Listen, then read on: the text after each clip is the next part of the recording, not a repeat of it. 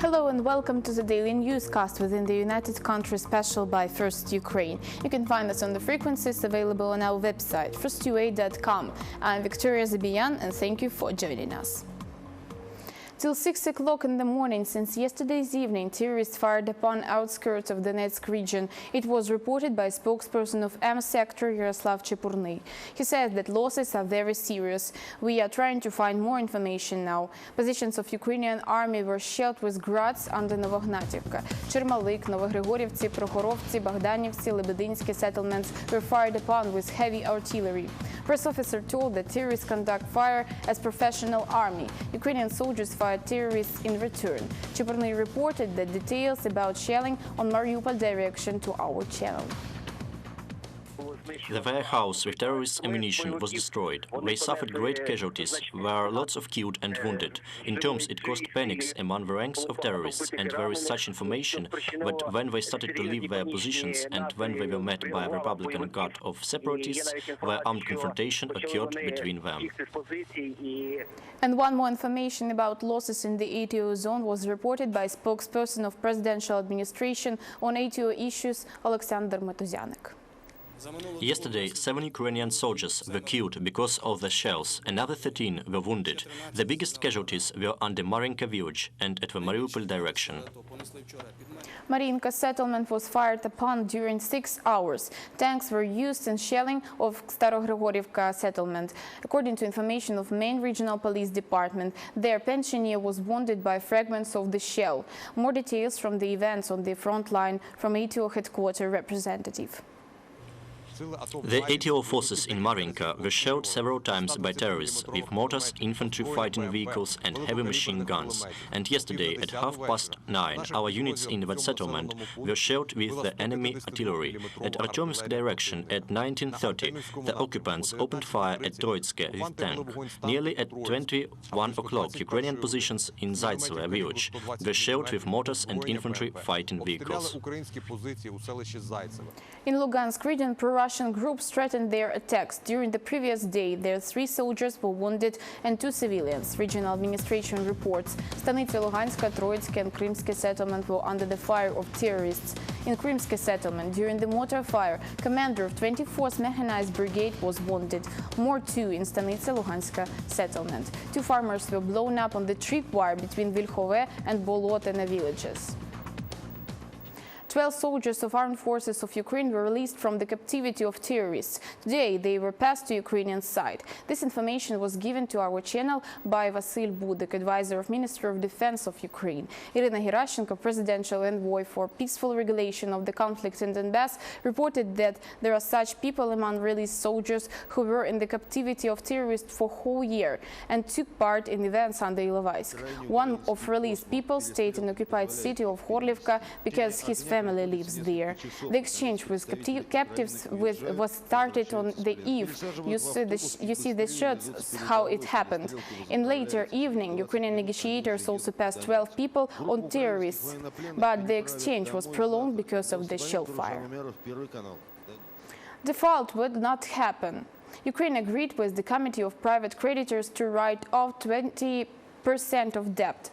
That was announced as cabinet meeting by Finance Minister Natalia Yareska. So instead of 19 billion, the country will pay 4 billion less. Also, under the new agreement, credit repayment was postponed for 4 years. According to previous arrangement, Ukraine had to start paying in September this year.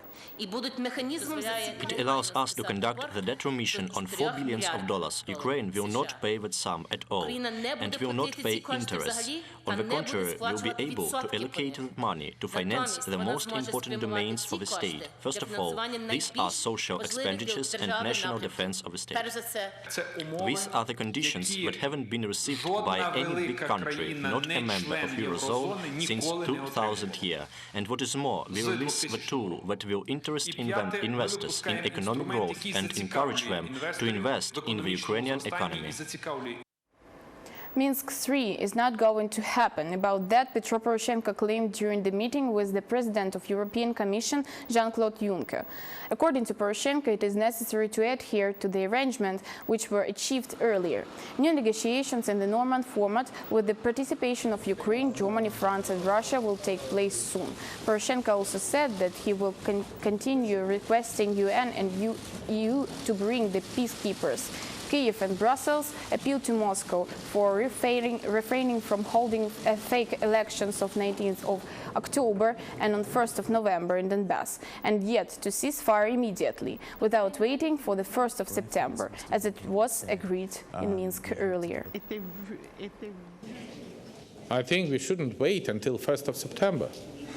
Me, as a president of Ukraine, is interesting to introduce it immediately, today at 1:20 p.m.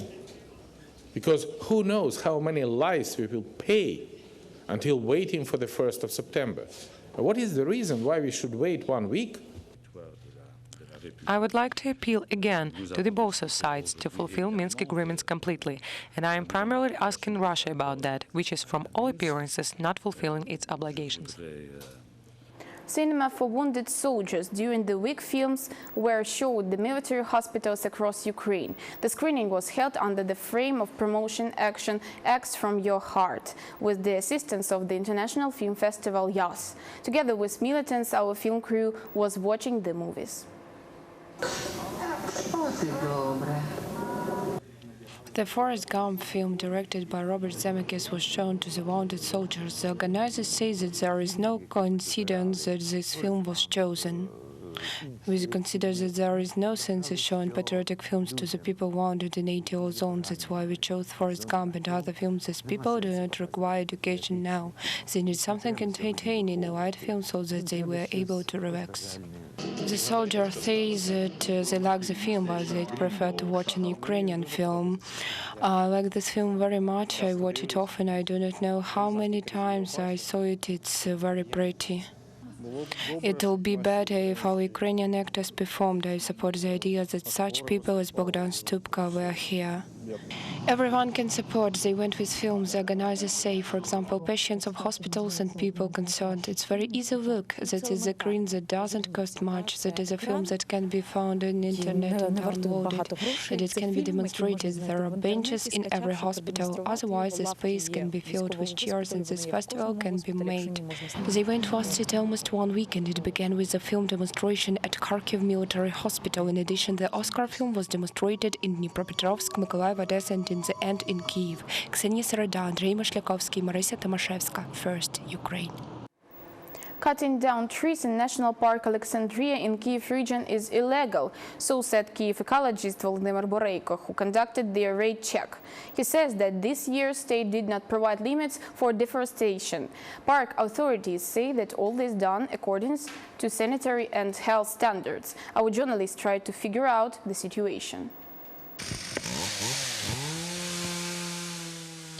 Volodymyr Boreiko, the ecologist, shows how trees are being cut down in the Arboretum Alexandria in Vila Tserkva. He says that he has sent inquiries to Ministry of Ecology and found out that there is no limit on felling of trees in this park, but the park employees told him that trees were still being cut. That is the official response from the ministry. It's written that the Arboretum Alexandria received limits last time in 2013 year. The hacked maples are lying near a pond. However, the ecologist says the oaks are being destroyed above all. They are being cut selectively all around the park. This is the most expensive hardwood. One 200-year-old oak has almost 20 cubic meters, and its price equals one-room flat in Kyiv. After noticing cameras, employees call the senior engineer of the park. He says that oaks were not cut but removed from the pond, and all the other fellings are authorized under sanitary works plan. He says that only ill trees and the trees that prevent park visitors from walking are being felled. There is a sanitary works plan, and one of its paragraphs is cleaning of pond banks. Do you have limits of Ministry of Ecology? So you don't have a right to fell here. We clear the roads to the pond. The ecologist shows in other places of felon what is a stamp of felled oak. According to the words of nature defendant, the tree was fully healthy and didn't hinder anyone. This oak is ill because you see the hardwood is fully integral. There is no clay at all. Certainly, this oak was felled and I suppose it was sold with market price at one of power saw benches in Bila Cerkva. According to reports of the director of the complex, the state administration allowed to conduct the felon. And it's true that there are no limits on felon because the ministry doesn't know who should issue the permission. They wrote us that they don't know who should set any limits now, either ministry or state ecological inspection or someone else. But it's impossible to close the park. The work should be done. People are visiting us. If we calculate that 3,000 oaks of such age grow here and we fell 30 trees per year, it constitutes only 1%. Vladimir Boreiko says without limits, felon is illegal. The ecologist is going to appeal to court on the issue of illegal felon in Alexandria Park. Marina Ansiforova, Andriy Skorik, Alexander Volik, First Ukraine. It was the United Country Newscast by First Ukraine. You can find more details at our website, firstua.com. Victoria Zabinyan was working for you in the studio. Wish you only good news. Take care and goodbye.